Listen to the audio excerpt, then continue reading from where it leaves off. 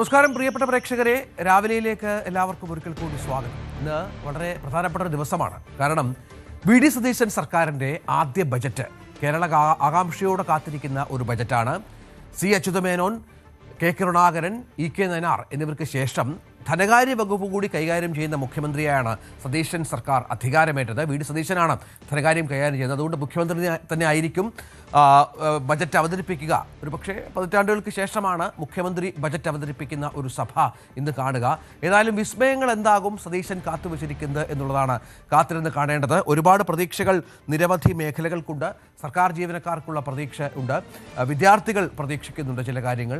ഒപ്പം വിലക്കയറ്റം, പണപ്പെരുപ്പം ഒക്കെ പിടിച്ചു നിർത്താനുള്ള എന്തൊക്കെ മാജിക്ക് സതീശൻ്റെ ഭാഗത്തുണ്ടാകുമെന്ന കാര്യത്തിലും നമ്മൾ കാത്തിരുന്ന് കാണേണ്ടി വരും.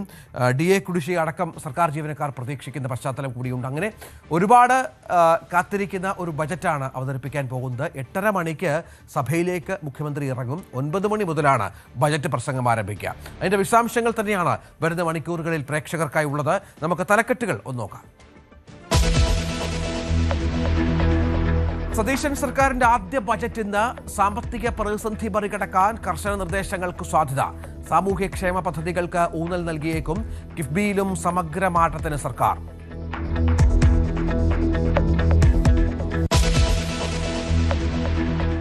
ഇറാൻ US കരാറിന് പിന്നാലെ പശ്ചിമേഷ്യ ശാന്തം. ഇറാൻ തുറമുഖങ്ങളിലേക്കുള്ള ഉപരോധം നീക്കിയെന്ന് അമേരിക്ക. US കപ്പലുകൾ തൽക്കാലം തുടരും. വ്യവസ്ഥകൾ ലംഘിച്ചാൽ കർശന നടപടിയെന്ന് ഇറാൻ.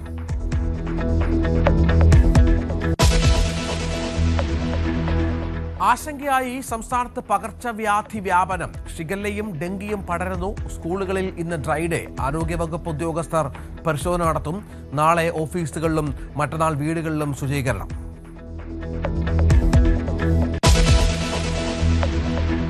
ലോക ഫുട്ബോളിൽ കാനഡയുടെ ഗോൾ മഴ. ഖത്തറിനെ തകർത്തത് എതിരില്ലാത്ത 6 ഗോളുകൾക്ക്. Jonathan ഡേവിഡിന് hat trick. ബോസ്നിയയെ 4-1 തോൽപ്പിച്ച് സ്വിറ്റ്സർലൻഡ്. ചെക്ക് റിപ്പബ്ലിക്കിനെ സമനിലയിൽ തളച്ച ദക്ഷിണാഫ്രിക്ക.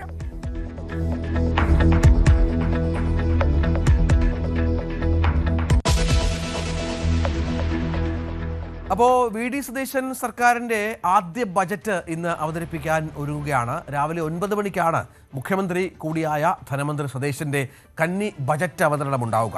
കടുത്ത ധനപ്രതിസന്ധിയുണ്ട് സംസ്ഥാനത്ത്. ഇതുമായി ബന്ധപ്പെട്ട ധവളപത്രമൊക്കെ നേരത്തെ വി.ഡി. സതീശൻ പുറത്തിറക്കിയിരുന്നു. 5.07 ലക്ഷം കോടിയാണ് സംസ്ഥാനത്തിൻ്റെ കടം എന്നുള്ളത് ഏറ്റവും പ്രധാനപ്പെട്ട ഒന്നാണ്. ധനകാര്യ വിദഗ്ധർ പറയുന്നത് 10,000 കോടി രൂപ മാത്രം, 10 ലക്ഷം കോടി രൂപ മാത്രമാണ്. അത്തരത്തിലുള്ള കണക്കുകളും ഒക്കെ പുറത്തു വരുന്നുണ്ട്. ഇത് സർക്കാർ ജീവനക്കാരുടെ കുടിശ്ശിക അടക്കം 750 കോടി രൂപയുടെ ശമ്പള പരിഷ്കരണ കുടിശ്ശിക കേന്ദ്ര സർക്കാർ സംസ്ഥാന സർക്കാർ നൽകാനുണ്ട്. യുവ വിദ്യാർത്ഥികൾക്ക് 1000 രൂപ പ്രതിമാസം സ്റ്റൈപ്പൻഡ് നൽകുമെന്നുള്ള പ്രഖ്യാപനവും മറ്റുമുണ്ട്.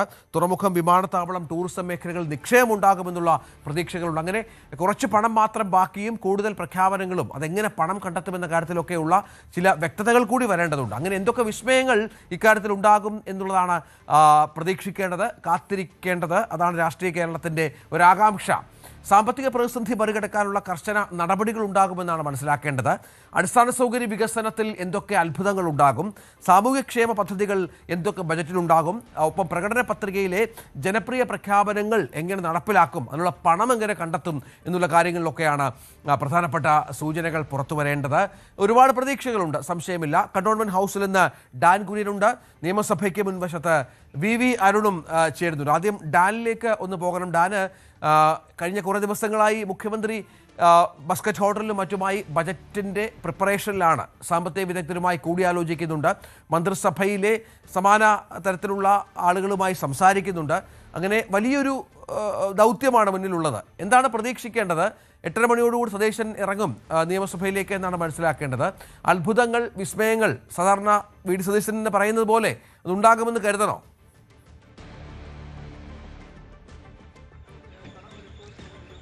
ധനമന്ത്രി കൂടിയായ മുഖ്യമന്ത്രി വി ഡി സതീശൻ അവതരിപ്പിക്കുന്ന കന്നി ബജറ്റാണ് ഇന്ന് അല്പസമയം മുമ്പ് സഭയിൽ അവതരിപ്പിക്കാൻ ഒരുങ്ങുന്നത്. ഈ ബജറ്റ് അവതരണത്തിന് ഒരുപാട് പ്രത്യേകതകളുണ്ട്. കാരണം ഒരുപക്ഷെ ചരിത്രത്തിൽ ആദ്യമായിട്ടായിരിക്കാം കന്റോൺമെന്റ് ഹൗസിൽ നിന്ന് ബജറ്റ് അവതരിപ്പിക്കാനായി ഒരു ധനമന്ത്രി പുറപ്പെടുന്നത് ആദ്യമായിട്ടായിരിക്കാം. ഈ മന്ത്രിസഭ രൂപീകരിച്ചതിന് ശേഷം അല്ലെങ്കിൽ സത്യപ്രതിജ്ഞ ചെയ്തതിന് ശേഷം മുഖ്യമന്ത്രി ഇതുവരെ ക്ലിഫ് ഹൗസിലേക്ക് മാറിയിട്ടില്ല. ഏതാനും ദിവസങ്ങൾ കൂടി എടുക്കും. അതുകൊണ്ട് തന്നെ അദ്ദേഹം പ്രതിപക്ഷ നേതാവായിരുന്നപ്പോൾ താമസിച്ചിരുന്ന കന്റോൺമെന്റ് ഹൗസിൽ നിന്ന് തന്നെയാണ് ബജറ്റ് അവതരണത്തിനായി അദ്ദേഹം പുറപ്പെടുന്നത്. അതുമായി ബന്ധപ്പെട്ട മറ്റ് നടപടിക്രമങ്ങളൊക്കെ പൂർത്തിയായിട്ടുണ്ട്. അദ്ദേഹത്തിൻ്റെ കേരള സ്റ്റേറ്റ് 1 കാർ എപ്പോൾ വേണമെങ്കിലും പുറപ്പെടുവാൻ സജ്ജമായി ഇവിടെ തയ്യാറാക്കി നിർത്തിയിട്ടുമുണ്ട്. എന്തായാലും 8:30 അദ്ദേഹം ഇവിടെ നിന്ന് പുറപ്പെടും ബജറ്റ് അവതരണത്തിനായി എന്ന വിവരമാണ് നമുക്ക് ലഭിക്കുന്നത്. അദ്ദേഹത്തോടൊപ്പം സാധാരണയായി മുൻ ധനമന്ത്രിയായിരുന്ന KN ബാലഗോപാൽ അടക്കം സഭയിലേക്ക് ബജറ്റ് അവതരണത്തിന് എത്തുമ്പോൾ കുടുംബാംഗങ്ങളെ കൂടി ഒപ്പം കൊണ്ടുപോകുന്നൊരു പതിവുണ്ടായിരുന്നു. ആ പതിവ് ചിലപ്പോൾ ഇത്തവണ കാണില്ല. വി ഡി സതീശൻ തനിയായിരിക്കും സഭയിലേക്ക് ബജറ്റ് അവതരണത്തിനായി എത്തുക എന്ന സൂചനകളാണ് ലഭിക്കുന്നത്. എന്തായാലും കേരളം ആകാംക്ഷയോടെ കാത്തിരിക്കുകയാണ് ഈ ബജറ്റിൽ എന്തൊക്കെ വിസ്മയങ്ങൾ ഉണ്ടാകുമെന്നറിയാൻ. നമുക്കറിയാം വലിയൊരു സാമ്പത്തിക പ്രതിസന്ധിയുടെ നടുവിലാണ് കേരളം. അത് കേന്ദ്രത്തിൽ നിന്ന് ആവശ്യത്തിനുള്ള തുക ലഭിക്കാതിരിക്കുന്നതുണ്ടാക്കുന്ന പ്രതിസന്ധി ഒരു സൈഡിൽ നിൽക്കുന്നു. മറുവശത്ത് ഈ ധനകാര്യ മിസ്മാനേജ്മെൻറ്റ് ഉണ്ടായിരുന്നു എന്ന തരത്തിലുള്ള ആക്ഷേപം വലിയ തരത്തിൽ ഉന്നയിച്ച UDF ആണ്. അന്ന് പ്രതിപക്ഷത്തായിരുന്ന UDF ആണ് ഇന്ന് ഭരണ സംവിധാനങ്ങളുടെ ഭാഗമായിരിക്കുന്നത്. അതുകൊണ്ട് തന്നെ നിലവിലുള്ള ഈ പ്രതിസന്ധി മറികടക്കാൻ എന്ത് തരത്തിലുള്ള നടപടികൾ ഉണ്ടാകും എന്ന ഒരു പ്രധാനപ്പെട്ട ചോദ്യം വരുന്നുണ്ട്. അവിടെ വിദ്യാഭ്യാസം, ആരോഗ്യം, അടിസ്ഥാന സൗകര്യ വികസനം, ഈ പ്രധാനപ്പെട്ട 3 മേഖലകളിൽ ശ്രദ്ധയൂന്നിക്കൊണ്ടായിരിക്കും ഇത്തവണത്തെ ബജറ്റ് എന്ന പ്രാഥമികമായ സൂചനകൾ വരുന്നു. അതോടൊപ്പം സർക്കാർ അധികാരത്തിലെത്തിയിട്ടേ ഉള്ളൂ. അതുകൊണ്ട് തന്നെ വലിയ നികുതി വർധനവൊന്നും ഈ ബജറ്റിൽ ഉണ്ടാകാൻ സാധ്യതയില്ല എന്നുള്ള വിവരങ്ങളാണ് ലഭിക്കുന്നത്. അതേസമയം നികുതി ചോർച്ച തടയുന്നതിനുള്ള കർശനമായ ചില ഉപാധികൾ ബജറ്റിൽ മുമ്പോട്ട് വെച്ചേക്കാം. അങ്ങനെ വരുമാനം വർദ്ധിപ്പിക്കാനുള്ള ഒരു പ്ലാൻ, വളരെ ആസൂത്രിതമായ ഒരു പ്ലാൻ ധനമന്ത്രി തയ്യാറാക്കിയിട്ടുണ്ടെന്ന് പറയുന്നു. അതോടൊപ്പം കേരളത്തെ രാജ്യത്തെ തന്നെ ശ്രദ്ധിക്കപ്പെടുന്ന തുറമുഖ ഏവിയേഷൻ ഹബ്ബാക്കി മാറ്റുന്നതിനുള്ള, തുറമുഖ വ്യോമയാന ഹബ്ബാക്കി മാറ്റുന്നതിനുള്ള പ്രത്യേക പദ്ധതികൾ ബജറ്റിൽ ഇടം പിടിക്കും. ഏറ്റവും പ്രധാനപ്പെട്ട കാര്യം UDFനെ അധികാരത്തിലേക്ക് എത്തിക്കുന്നതിൽ നിർണായകമായ പങ്ക് വഹിച്ച 5 ഇന്ദിര ഗ്യാരണ്ടി പ്രോഗ്രാമുകളുണ്ട്. അതിൽ തന്നെ പ്രിയദർശിനി പദ്ധതി കഴിഞ്ഞ ദിവസം വലിയ ജനപങ്കാളിത്തത്തോടെ ഉദ്ഘാടനം ചെയ്തു. അത് ജനങ്ങൾ ഏറ്റെടുക്കുന്ന തരത്തിലേക്ക് മാറിയിരിക്കുന്ന ഒരു പദ്ധതിയാണ്. അതുൾപ്പെടെയുള്ള പദ്ധതികൾക്ക് വേണ്ടിയുള്ള വൻ തുക നീക്കിവെക്കുന്ന ഒരു സാഹചര്യം ബജറ്റിൽ ഉറപ്പായും ഉണ്ടാകും. സ്ത്രീ സൗഹൃദ ബജറ്റാകും ഇത്തവണത്തേത് എന്നുള്ള സൂചനകൾ കൂടി പുറത്തു വരുന്നുണ്ട്. KSRTC ബസ്സുകളിൽ സ്ത്രീകളുടെ സൗജന്യ യാത്രാ പദ്ധതി നടപ്പിലാക്കുന്നതുമായി ബന്ധപ്പെട്ട തുക വകയിരുത്തുന്നതിനൊപ്പം മെൻസ്ട്രൽ ഡിഗ്നിറ്റി, അതോടൊപ്പം ഉന്നത വിദ്യാഭ്യാസ മേഖലയിൽ പഠനം നടത്തുന്ന യുവതികൾക്കുള്ള ഓരോ മാസത്തെയും 1000 രൂപ നൽകിക്കൊണ്ടുള്ള സ്കോളർഷിപ്പ് പദ്ധതി, ഇതടക്കമുള്ള സ്ത്രീ സൗഹൃദ പദ്ധതികൾ ബജറ്റിൽ ഇടം പിടിച്ചേക്കും. അതോടൊപ്പം ഏറ്റവും ജനപ്രിയ പ്രഖ്യാപനമായി വ്യാഖ്യാനിക്കപ്പെട്ട ക്ഷേമ പെൻഷൻ 3000 രൂപയാക്കുമെന്ന തെരഞ്ഞെടുപ്പ് പ്രകടന പത്രികയിലെ വാഗ്ദാനം, അത് കൃത്യമായി ഈ ബജറ്റിൽ ഇടം പിടിച്ചേക്കാം. അതിന് ഏതാണ്ട് 62 ലക്ഷം കുടുംബങ്ങളിലേക്കാണ് ഈ ക്ഷേമ പദ്ധതിയുടെ ഗുണമെത്തേണ്ടത്. 3000 രൂപ സാമൂഹ്യക്ഷേമ പെൻഷൻ്റെ ഗുണമെത്തേണ്ടത്. അതിനുവേണ്ടി എത്ര കോടി തുക അധികമായി വേണ്ടിവരും എന്നുള്ളൊരു ചോദ്യമുണ്ട്. അപ്പോൾ അതിനടക്കമുള്ള വൻ തുകകൾ ബജറ്റിൽ നീക്കിവെച്ചേക്കുമെന്ന് തന്നെയാണ് വിവരം. അതോടൊപ്പം ആരോഗ്യ മേഖലയ്ക്കും, ഞാൻ നേരത്തെ സൂചിപ്പിച്ച പോലെ ഉന്നത വിദ്യാഭ്യാസ മേഖലയ്ക്കും, അതോടൊപ്പം അടിസ്ഥാന സൗകര്യ മേഖലയ്ക്കുമൊക്കെയായി വ്യത്യസ്തമായ പാക്കേജുകൾ ഉണ്ടാകും. ഇതിനൊക്കെ അപ്പുറത്തേക്ക് നമുക്കറിയാം കേരയിൽ പദ്ധതി പൂർണ്ണമായി ഉപേക്ഷിക്കുകയെന്നൊരു തീരുമാനത്തിലേക്ക് UDF സർക്കാർ എത്തിയിരുന്നു. അതിന് പകരം റീജിയണൽ റാപ്പിഡ് ട്രാൻസിറ്റ് സിസ്റ്റം, പ്രാദേശിക തലത്തിൽ അതിവേഗ റെയിൽ പദ്ധതി, അതുമായി ബന്ധപ്പെട്ട ചില പ്രോജക്റ്റുകളിലേക്ക് അല്ലെങ്കിൽ അതുമായി ബന്ധപ്പെട്ട തുടർ നടപടികളിലേക്ക് നീങ്ങാനുള്ള ഒരു പ്രാഥമിക ധാരണയിലേക്കൊക്കെ നേരത്തെ എത്തിയിരുന്നു. അതിലേക്കും ഒരു വൻതുകയുടെ നീക്കിവെപ്പ് ഉണ്ടാകുന്ന സാഹചര്യം ഉണ്ടായാൽ തീർച്ചയായും അത് വലിയ വിസ്മയമായി തന്നെ വ്യാഖ്യാനിക്കപ്പെടും. എന്തായാലും ഈ വലിയ ധനപ്രതിസന്ധിക്കിടയിലാണ് വലിയ ധനപ്രതിസന്ധി, അത് പ്രധാനപ്പെട്ട ഒന്നാണ്. നമുക്കറിയാം UDF സർക്കാർ അധികാരത്തിൽ വന്ന ശേഷം അവർ ആദ്യം ചെയ്ത പ്രധാനപ്പെട്ട ഒരു കാര്യം സംസ്ഥാനത്തിൻ്റെ ധനസ്ഥിതി സംബന്ധിച്ചൊരു ധവളപത്രം പുറത്തിറക്കുക എന്നുള്ളതാണ്. അതുമായി ബന്ധപ്പെട്ട് ഇടത് കേന്ദ്രങ്ങളിൽ നിന്ന് അഭിപ്രായ വ്യത്യാസം ഉണ്ടായിരുന്നുവെങ്കിൽ പോലും കൃത്യമായി തന്നെ സാമ്പത്തിക വിദഗ്ധരെ ഉൾക്കൊള്ളിച്ചുകൊണ്ടുള്ള വളരെ കൃത്യമായ ഒരു അവലോകനം സാമ്പത്തിക സ്ഥിതിയുമായി ബന്ധപ്പെട്ട് പുറത്തുവിട്ടിരുന്നു സതീശൻ സർക്കാർ. അതിലൂന്നിയുള്ള ബജറ്റ്, അതിനാൽ ഈ സാമ്പത്തിക പ്രശ്നങ്ങളിൽ ഊന്നിയുള്ള ഒരു ബജറ്റിലേക്ക് തന്നെ വേണം പോകാൻ. ഈ പറഞ്ഞ സ്വപ്ന പദ്ധതികളുണ്ട്, ഇന്ദിരാ ഗ്യാരണ്ടിയുണ്ട്, അത് മാത്രമല്ല 10,000 കോടി മാത്രമാണ് ബാക്കിയുള്ളത് എന്നുള്ള ഒരു വിലയിരുത്തൽ ധനകാര്യ വിദഗ്ധരുടെ ഭാഗത്തു നിന്നുണ്ട്. അങ്ങനെ നിരവധി പ്രതിസന്ധികളിലൂടെ കടന്നു പോകുന്ന ഒരു സർക്കാർ, അവിടെ ധനകാര്യ വിദഗ്ധനായ സതീശന്റെ ഭാഗത്ത് നിന്ന് എന്ത് മാജിക്ക് സംഭവിക്കുമെന്നുള്ളതാണ് കാത്തിരുന്ന് കാണേണ്ടത്. അതിനുള്ള പണം കണ്ടെത്തണം. നേരത്തെ പ്രധാനമന്ത്രിയെ കണ്ട് ചില കാര്യങ്ങൾ ആവശ്യപ്പെട്ടിരുന്നു. ഡാൻ പറഞ്ഞ തുറമുഖ നഗരം എന്ന വലിയൊരു സ്വപ്നം ബാക്കി നിൽക്കുന്നു, ഏവിയേഷൻ ഹബ്ബാക്കി മാറ്റുക എന്ന വലിയ സ്വപ്നം ബാക്കി നിൽക്കുന്നു. അങ്ങനെ നേരത്തെയുള്ള ഇടത് സർക്കാരിൽ നിന്ന് വ്യത്യസ്തമായി എന്താകും സതീശൻ കാത്തുവച്ചിരിക്കുക എന്നുള്ളതാണല്ലോ പ്രധാനം.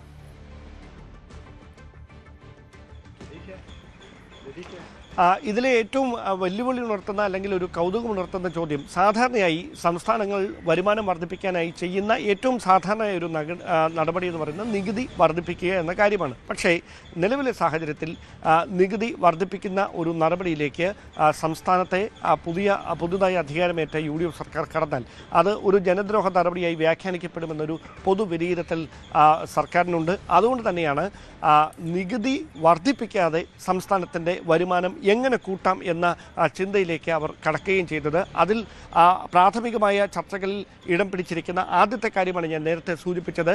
നികുതി ചോർച്ചയുണ്ട്. അങ്ങനെ സംസ്ഥാനത്തിന് ലഭിക്കേണ്ട വലിയൊരു വരുമാനത്തിൻ്റെ വിഹിതം അന്യായമായി നഷ്ടപ്പെട്ടു പോകുന്ന ഒരു സാഹചര്യമുണ്ട്.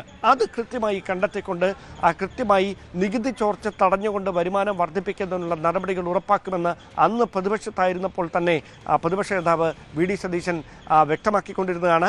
അതിൽ കൃത്യമായ ചില ഇടപെടലുകൾ ഉണ്ടാകുമെന്നാണ് അറിയാൻ കഴിയുന്നത്. അതോടൊപ്പം ഈ സംസ്ഥാനത്തിന് ഈ ഇത്രയധികം ക്ഷേമ പദ്ധതികൾ നടപ്പിലാക്കുക എന്ന് പറയുന്നത് ഒരു സർക്കാരിനെ സംബന്ധിച്ച്, പ്രത്യേകിച്ച് ഒരു കൺസ്യൂമർ സ്റ്റേറ്റായ കേരളത്തെ സംബന്ധിച്ച് അതുണ്ടാക്കുന്ന വലിയ വെല്ലുവിളിയായിരിക്കും. കാരണം നേരത്തെ കോൺഗ്രസ് ഭരിച്ചിരുന്ന അല്ലെങ്കിൽ ഇപ്പോൾ ഭരിച്ചുകൊണ്ടിരിക്കുന്ന തെലങ്കാനയിലും കർണാടകയിലുമൊക്കെ സമാനമായ തരത്തിലുള്ള ഇന്ദിരാ ഗ്യാരണ്ടി പ്രൊജക്റ്റുകൾ നടപ്പിലാക്കിയിരുന്നു, പദ്ധതികൾ നടപ്പിലാക്കിയിരുന്നു. അതുണ്ടാക്കിയിരിക്കുന്ന സാമ്പത്തിക ബാധ്യതകൾ അവിടുത്തെ ഭരണ സംവിധാനങ്ങളെ വലിയ തരത്തിൽ ബാധിക്കുന്ന സാഹചര്യമുണ്ടായിരുന്നു. കേരളത്തെ പോലെയല്ല ആ സംസ്ഥാനങ്ങൾ, അവർക്ക് സ്വയം വരുമാനത്തിലുള്ള മാർഗങ്ങൾ ഒരുപാടുണ്ട്. പക്ഷേ അങ്ങനെയല്ല കേരളം. ഇതൊരു ഉപഭോക്തൃ സംസ്കാരമാണ്. നമുക്ക് അംശങ്ങളിലേക്ക് തന്നെ പോകണം. നിയമസഭയ്ക്ക് മുന്നിൽ BV അരുൺ കൂടി തുടരുന്നുണ്ട്. അരുണ്, ഇത്തവണത്തെ ബജറ്റിന്റെ പ്രത്യേകത നേരത്തെ ഡാൻ സൂചിപ്പിച്ച ഒന്നുണ്ട്. കാരണം കണ്ടോൺമെന്റ് ഹൗസിൽ നിന്ന് ബജറ്റ് അവതരിപ്പിക്കാൻ പോകുന്ന ആദ്യത്തെ ധനകാര്യമന്ത്രി മുഖ്യമന്ത്രി കൂടിയായ സതീശനാണ്. മറ്റൊന്ന്, നേരത്തെ പറഞ്ഞ പോലെ EK നായരും K കരുണാകരനും അച്യുതമേനും ഒക്കെ ശേഷം ധനകാര്യ വകുപ്പ് കൈകാര്യം ചെയ്തൊരു മുഖ്യമന്ത്രി എന്ന ഖ്യാതി കൂടി സതീശനുണ്ട്. സതീശന്റെ ധനകാര്യ വൈദഗ്ധ്യം നമുക്ക് പലപ്പോഴും നേരത്തെയുള്ള നിയമസഭകളിലൊക്കെ മനസ്സിലാക്കിയതാണ്. പക്ഷേ മറുവശത്ത് ഒരു ബദൽ ധവളപത്രവുമായി നിൽക്കുന്ന പ്രതിപക്ഷം കൂടിയുണ്ട് സതീശന്റെ മുന്നിൽ. പറഞ്ഞ പല വാഗ്ദാനങ്ങളും പാലിക്കേണ്ടതുണ്ട്. പ്രതിപക്ഷത്തെ ഒരു പരിധിവരെ കുറ്റപ്പെടുത്താം കഴിഞ്ഞ 10 വർഷം ഭരിച്ചവരെന്ന നിലയിൽ. പക്ഷേ അതിനപ്പുറത്ത് ഒരുപാട് വെല്ലുവിളികൾ ബാക്കിയുണ്ട് സതീശന് മുന്നിൽ, ധനകാര്യമന്ത്രിക്ക് മുന്നിൽ എന്നത് പ്രധാനപ്പെട്ട ഒന്നാണല്ലോ. എന്ത് പ്രതീക്ഷിക്കണം? ഇതുവരെയുള്ള സൂചനകൾ അനുസരിച്ച് എന്തെങ്കിലും കാര്യമായ പ്രഖ്യാപനങ്ങൾക്ക് സാധ്യതയുണ്ടോ? ഒപ്പം പ്രതിപക്ഷം ഈ വിഷയത്തെ വളരെ ആകാംക്ഷയോടുകൂടി കാണുന്നുണ്ടാകുമല്ലോ, സതീശന്റെ എന്തായിരിക്കും ബജറ്റിൽ അവതരിപ്പിക്കാതിരിക്കുക എന്ന കാര്യത്തിൽ.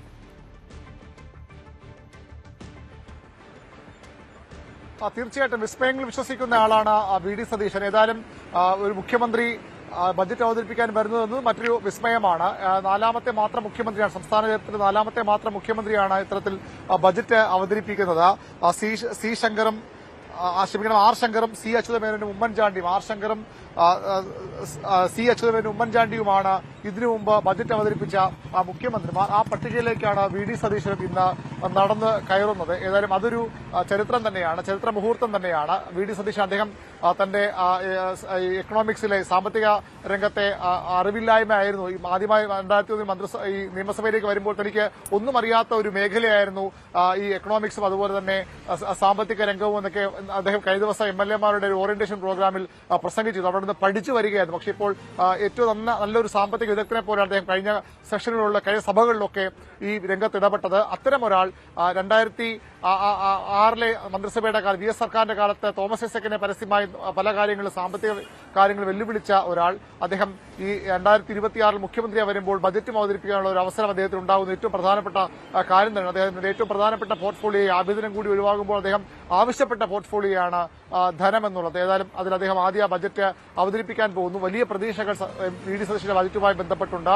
ഈ അധിക ധനാഗമ മാർഗങ്ങളെ കുറിച്ച് പറയുമ്പോൾ രണ്ട് കാര്യങ്ങൾ കൂടി ഒരുപക്ഷെ ഇന്ന് ബജറ്റിൽ ഉണ്ടാകാൻ ഇടയുണ്ട്. അത് കേരളം അത്രയൊന്നും പ്രയോജനപ്പെടുത്തിയിട്ടില്ലാത്തത് വലിയ സമ്പത്തായ കടലിനെ വലിയ രീതിയിൽ കേരളത്തിന്റെ സാമ്പത്തിക വളർച്ചയ്ക്ക്, കേരളത്തിന്റെ മറ്റൊരു തലത്തിലേക്കുള്ള വളർച്ചയ്ക്ക് കടൽ വിഭവങ്ങളും കടലിനെ ഉപയോഗിക്കാൻ വി.ഡി. സതീശൻ തയ്യാറാകുമെന്ന സൂചനയാണ് നമുക്ക് ലഭിക്കുന്നത്. കടലിനെ ചുറ്റിപ്പറ്റി വലിയ വികസന പദ്ധതികൾ, വലിയ സ്വപ്നങ്ങൾ ഈ ബജറ്റിൽ ഉണ്ടാകുമെന്ന സൂചനകളുണ്ട്. ഒന്ന് കടലാണ്, മറ്റൊന്ന് കരിമണലാണ്. കരിമണലും അതുപോലെ കേരളത്തിലെ ഏറ്റവും പ്രകൃതി അനുഗ്രഹിച്ചിട്ടുള്ള ഒരു ധാതു സമ്പത്താണ്. കരിമണലും വേണ്ട രീതിയിൽ വിനിയോഗിക്കപ്പെട്ടില്ല. പലപ്പോഴും കരിമണൽ കൊള്ളയും മറ്റുമാണ് നമ്മൾ വാർത്തകളിൽ കേട്ടിട്ടുള്ളത്. പക്ഷേ കരിമണൽ വേണ്ട വിധം ഉപയോഗിക്കാൻ ഇതുവരെ ഒരു സർക്കാരിനും കഴിഞ്ഞിട്ടില്ല. അതിനുള്ള പദ്ധതികളും ഈ ബജറ്റിൽ ഉണ്ടാകുമെന്നാണ് നമുക്ക് ലഭിക്കുന്ന വിശ്വസനീയമായ വിവരം. കടലും കരിമണലും വളരെ ശ്രദ്ധിക്കേണ്ട രണ്ട് വാക്കുകളായി ബജറ്റിൽ മാറുമെന്ന സൂചനകൾ വരുന്നു. അങ്ങനെയെങ്കിൽ അത് അത്ര പോസിറ്റീവായി മാത്രം കാണാൻ പോകുന്നൊരു കാര്യമായിരിക്കില്ല. കടലും കരിമണലും വിൽപ്പനയ്ക്ക് എന്ന തരത്തിലെ കാര്യങ്ങൾ വിമർശനങ്ങളും ഉയർന്നു വന്നേക്കാവുന്ന ഒരു വിഷയമാണ്. തൊട്ടാൽ പൊള്ളുന്ന വിഷയങ്ങളാണ് രണ്ടും. അത് ഏത് തരത്തിൽ സതീശൻ ഈ ബജറ്റ് കൊണ്ടുവരുമെന്ന് കണ്ടറിയണം. മറ്റൊന്ന് ഇതിന്റെ പ്രതിപക്ഷം രാഷ്ട്രീയ നീക്കങ്ങളാണ്. സ്വാഭാവികമായും ഇത് സൂചിപ്പിച്ച പോലെ എങ്ങനെ പ്രതിപക്ഷം ഇതിനെ കാണും? ധവളപത്രത്തിൽ സതീശൻ പറഞ്ഞതെല്ലാം പൊളിയാണ്, കള്ളമാണ് എന്ന വിമർശനമാണ് പ്രതിപക്ഷം അന്ന് ഉന്നയിച്ചത്. സംസ്ഥാനത്തെ സാമ്പത്തിക സ്ഥിതിയെപ്പറ്റി പോലും വി.ഡി. സതീശന്റെ ധവളപത്രം കള്ളം പറഞ്ഞു എന്നാണ് പ്രതിപക്ഷം ആരോപിച്ചത്. അതുകൊണ്ട് തന്നെ ബജറ്റിൽ എന്തെല്ലാം കാര്യങ്ങളാണ് സംസ്ഥാനത്തെ സാമ്പത്തിക സ്ഥിതി, അത് മറികടക്കാനുള്ള വഴികൾ, കഴിഞ്ഞ സർക്കാരിന്റെ ഏറ്റവും പ്രധാനപ്പെട്ട ബജറ്റിന് പുറത്തുള്ള ധനാഗമ മാർഗമായ കിഫ്ബി എങ്ങനെ വി.ഡി. സതീശൻ അഡ്രസ് ചെയ്യും? എങ്ങനെ വി.ഡി. സതീശന്റെ ആദ്യ ബജറ്റ് കിഫ്ബിയെ സംബോധന ചെയ്യാൻ പോകുന്നു? കിഫ്ബിയുടെ തുടർച്ച ഉണ്ടാകുമോ, അല്ലെങ്കിൽ പൂർണ്ണമായും കിഫ്ബി ഒഴിവാക്കിക്കൊണ്ട് മറ്റു വഴികളിലൂടെ ധനാഗമ മാർഗങ്ങൾ കണ്ടെത്താനാകുമോ വി.ഡി. സതീശൻ സർക്കാർ ശ്രമിക്കുക എന്ന പ്രധാനപ്പെട്ട ചോദ്യമുണ്ട്. അതിനും ഇന്നത്തെ ബജറ്റ് കിഫ്ബിയുടെ ഭാവി സൂചിപ്പിക്കുന്ന ഒരു ബജറ്റ് കൂടിയായി ഇത് മാറുമെന്ന ഉറപ്പാണ്. അതും ഏറ്റവും പ്രധാനപ്പെട്ട ഒരു കാര്യമാണ് ഈ ബജറ്റുമായി ബന്ധപ്പെട്ട് നമുക്ക് ചർച്ച ചെയ്ത് പോകുമ്പോൾ. മറ്റൊന്ന്, കഴിഞ്ഞ സർക്കാർ പ്രഖ്യാപിച്ച വികസന പദ്ധതികളാണ്. വിഴിഞ്ഞം തുറമുഖത്തെപ്പറ്റി ധവളപത്രത്തിലൊന്നും പറഞ്ഞില്ല. അത് വിഴിഞ്ഞത്തുള്ള അവഗണനയെന്ന വിമർശനം പ്രതിപക്ഷം ഉന്നയിച്ചതാണ്. വിഴിഞ്ഞം സ്വാഭാവികമായി ബജറ്റിൽ ഇടം പിടിക്കുമെന്ന് ഉറപ്പാണ്. വിഴിഞ്ഞത്തിന് പ്രതിപക്ഷത്തിന്റെ ആരോപണം വിഴിഞ്ഞം ഇപ്പോൾ ആ തുറമുഖ കേന്ദ്രത്തിൽ മാത്രം നടക്കുന്ന വികസനമാണ്. അതിന് പുറത്തേക്ക് വിഴിഞ്ഞം എത്തണമെങ്കിൽ മാത്രമേ തിരുവനന്തപുരം ജില്ലയും സമീപ ജില്ലകൾക്കുമൊക്കെ വികസിക്കാൻ പറ്റൂ. കേരളത്തിന്റെ സാമ്പത്തിക ശക്തിയിലേക്ക് വിഴിഞ്ഞം മാറുകയുള്ളൂ. അതുകൊണ്ട് തന്നെ വിഴിഞ്ഞവുമായി ബന്ധപ്പെട്ട നിർണായകമായ തീരുമാനങ്ങളുണ്ടാകും. ക്ഷേമ പെൻഷൻ കാര്യം നേരത്തെ ഡാൻ സൂചിപ്പിച്ചു. അതിനപ്പുറത്തേക്ക് സ്ത്രീ സുരക്ഷാ പദ്ധതി എന്ന് കഴിഞ്ഞ സർക്കാർ 2025 ഒക്ടോബറിൽ പ്രഖ്യാപിക്കുകയും 2026 ഫെബ്രുവരിയിൽ 11-ന് തുടങ്ങുകയും ചെയ്ത പ്രവർത്തനം തുടങ്ങുകയും ചെയ്ത സ്ത്രീ സുരക്ഷാ പെൻഷൻ 1000 രൂപ 35 മുതൽ 60 വയസ്സ് വരെയുള്ള സ്ത്രീകളുടെ അക്കൗണ്ടിലേക്ക് വരുന്ന സ്ത്രീ സുരക്ഷാ പെൻഷൻ 2 മാസമായി മുടങ്ങിക്കിടക്കുകയാണ്. അത് കഴിഞ്ഞ സർക്കാർ തന്നെ അതിനുള്ള പണം മാറ്റിവെക്കേണ്ടതായിരുന്നു ഭരണപക്ഷം കുറ്റപ്പെടുത്തുന്നു. എന്നാൽ പ്രതിപക്ഷം സ്ത്രീ സുരക്ഷാ പെൻഷൻ പദ്ധതി തന്നെ ഉപേക്ഷിക്കാനുള്ള നീക്കമാണ്. അതിന് വലിയ പ്രക്ഷോഭമുണ്ടാകുന്ന മുന്നറിയിപ്പ് CPM-ഉം ഇടതുമുന്നണി നൽകിക്കഴിഞ്ഞു. ആ പദ്ധതി അതേപടി പൂർണ്ണമായും ഉപേക്ഷിക്കുകയാണ്. കഴിഞ്ഞ ദിവസം വാർത്താ സമ്മേളനത്തിൽ ഞാൻ തന്നെ മുഖ്യമന്ത്രിയുടെ ചോദ്യം ചോദിച്ചപ്പോൾ അദ്ദേഹം പറഞ്ഞത് അതിൽ ചില സംശയങ്ങളുണ്ട്. അതിൽ ഉപഭോക്താക്കളുടെ കാര്യത്തിൽ പോലും സംശയങ്ങളുണ്ട്. അതിലൊരു പരിശോധന ഉണ്ടാകുമെന്ന സൂചനയാണ് കഴിഞ്ഞ ദിവസം മുഖ്യമന്ത്രി വി.ഡി. സതീശൻ നൽകിയത്. അങ്ങനെയെങ്കിൽ ഈ സ്ത്രീ സുരക്ഷാ പദ്ധതി ഒരുപക്ഷെ വി.ഡി. സതീശൻ സർക്കാർ ഉപേക്ഷിച്ചേക്കാം. പക്ഷേ അങ്ങനെ സ്ത്രീകളെ വെറുപ്പിക്കുന്ന 1000 രൂപ 35 മുതൽ 60 വയസ്സ് വരെ ഉള്ള സാധാരണക്കാരായ പാവപ്പെട്ട നിർധന കുടുംബാംഗങ്ങളുടെ അക്കൗണ്ടിലേക്ക് പ്രതിമാസം 1000 രൂപ വരുന്ന ഒരു പദ്ധതി 2 മാസം മാത്രമാണ് അത് കൊടുക്കാൻ കഴിഞ്ഞതെങ്കിലും ആ പദ്ധതി ഉപേക്ഷിക്കുന്ന സർക്കാർ തിരിച്ചടിയാകും. അങ്ങനെ അത് വെറുതെ ഉപേക്ഷിച്ചു പോകാൻ സാധ്യതയില്ല. അങ്ങനെ ഉപേക്ഷിച്ചാൽ അതിലൊരു പക്ഷേ കൂടുതൽ പ്രഖ്യാപനങ്ങൾ, അല്ലെങ്കിൽ ഇന്ദിരാ ഗ്യാരണ്ടി പോലുള്ള പദ്ധതികൾ ഉൾപ്പെടുത്തിക്കൊണ്ട് സ്ത്രീകൾക്ക് കൂടുതൽ ശക്തമായ ഒരു സുരക്ഷാ പദ്ധതി പ്രഖ്യാപിച്ചുകൊണ്ടാകാം സർക്കാർ മുന്നോട്ട് പോകുന്നത്. ഇൻഷുറൻസ് പദ്ധതിയുടെ കാര്യത്തിൽ തീരുമാനമാകേണ്ടത് എല്ലാവർക്കും ഇൻഷുറൻസ്, ഉമ്മൻചാണ്ടിയുടെ പേരിൽ ഇൻഷുറൻസ് പദ്ധതി സർക്കാർ നേരത്തെ UDF പ്രകടന പത്രികയിൽ പറഞ്ഞതാണ്. ധവളപത്രത്തിൽ വരെ സൂചനകൾ വന്നതാണ്. ആ ഇൻഷുറൻസ് പദ്ധതി എങ്ങനെ ഉണ്ടാകും? സർക്കാർ ജീവനക്കാരെ എങ്ങനെ ഈ സർക്കാർ പരിഗണിക്കും? വളരെ വലിയ വിമർശനങ്ങൾ, വളരെ വലിയ എതിർപ്പുകൾ സർക്കാർ ജീവനക്കാരിൽ നേറ്റ സർക്കാരാണ് രണ്ടാം പിണറായി സർക്കാർ.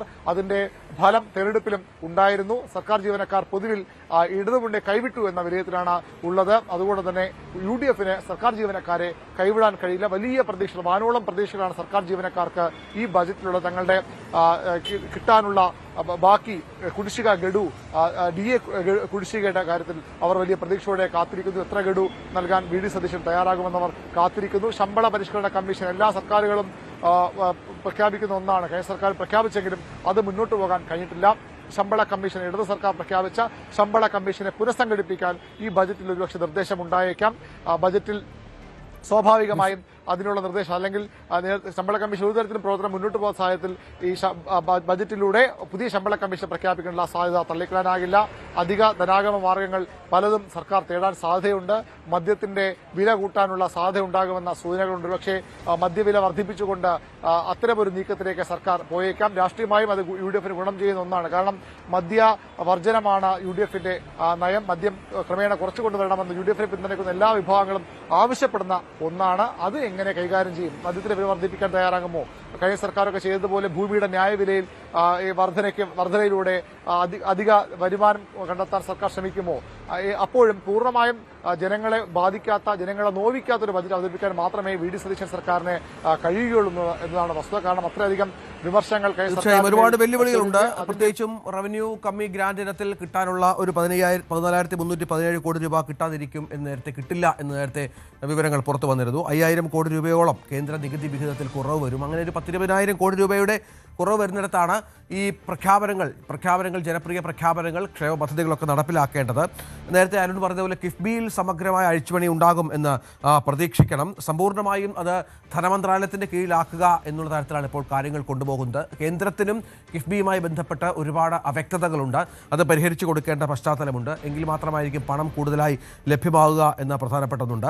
ധവളപത്രത്തിലെ കണ്ടെത്തലുകൾ പ്രധാനമാണ്. അതിന്റെ അടിസ്ഥാനത്തിലായിരിക്കും പരിഷ്കാരങ്ങൾ എന്ന് മുഖ്യമന്ത്രി നേരത്തെ വാർത്താ സമ്മേളനങ്ങളിലൊക്കെ വ്യക്തമാക്കിയ ഒരു സാഹചര്യം കൂടി ഉണ്ടായിരുന്നു.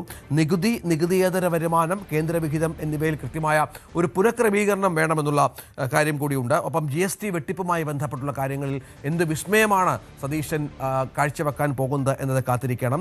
ഇന്ധന നികുതി, ഭൂനികുതി, വാഹന നികുതി, മദ്യനികുതി എന്നിങ്ങനെ ഭൂമിയുടെ ന്യായവില എന്നിങ്ങനെ സാധാരണക്കാരെ നേരിട്ട് ബാധിക്കുന്ന വർധനവുകൾ എന്തെങ്കിലും ഉണ്ടാകുമോ എന്നുള്ളതും ആകാംക്ഷയോടെ കാത്തിരിക്കേണ്ട ഒന്നാണ്. ഡാന, ഇപ്പോൾ ഉദ്യോഗസ്ഥരൊക്കെ അങ്ങോട്ട് കണ്ടോൺമെന്റ് ഹൗസിലേക്ക് എത്തിക്കൊണ്ടിരിക്കുകയാണ്. ഒരു അന്തിമവട്ട തയ്യാറെടുപ്പിലാണ് മുഖ്യമന്ത്രി എന്ന് വേണം മനസ്സിലാക്കാൻ. അദ്ദേഹം അവസാനവട്ട കൂടിയാലോചനകളുണ്ട്. സാധാരണയായി നമ്മൾ ബജറ്റിന്റെ അന്ന് രാവിലെ പ്രാതൽ കഴിക്കുന്ന മുഖ്യമന്ത്രി ഒക്കെ കാണാം. അദ്ദേഹം ആ ദൃശ്യങ്ങളൊക്കെ നമുക്ക് ഷൂട്ട് ചെയ്യാൻ സാധിക്കും. പക്ഷേ ഇത്തവണ കുറച്ചുകൂടി വ്യത്യസ്തമായ ചില രീതികൾ പിന്തുടരുന്ന ഒരു ധനമന്ത്രിയായി സതീശൻ മാറുന്നു എന്ന് വേണം മനസ്സിലാക്കാൻ.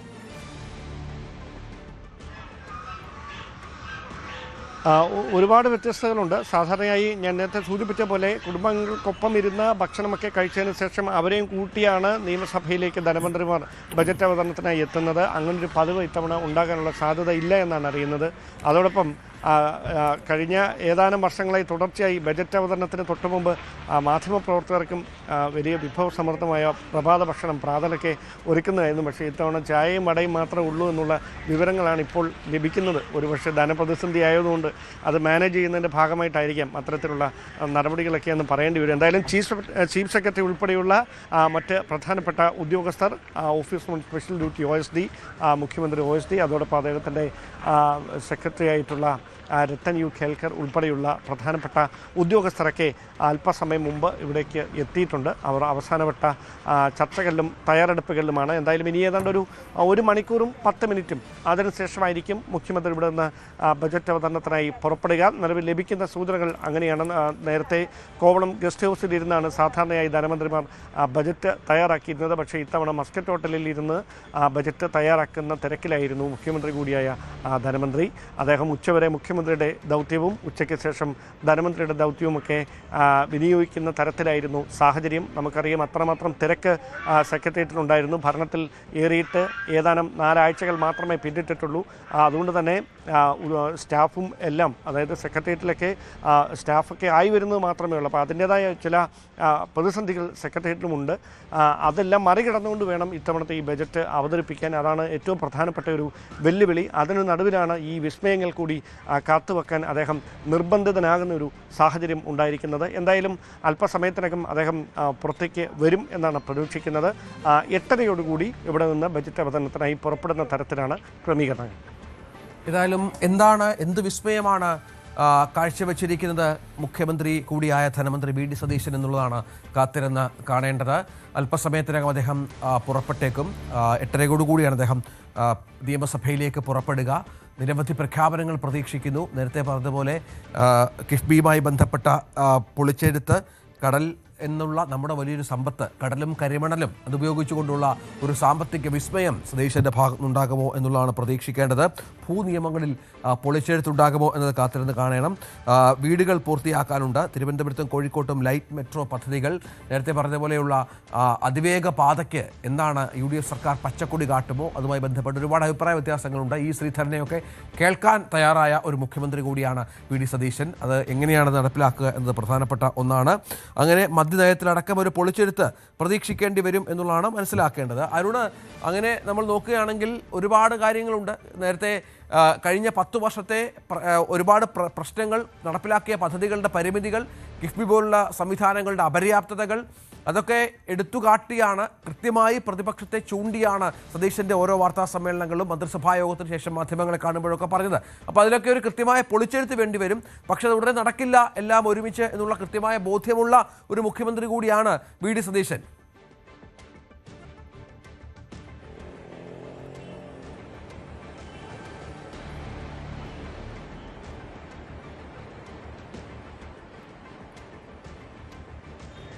അരുൺ, കേൾക്കാമോ?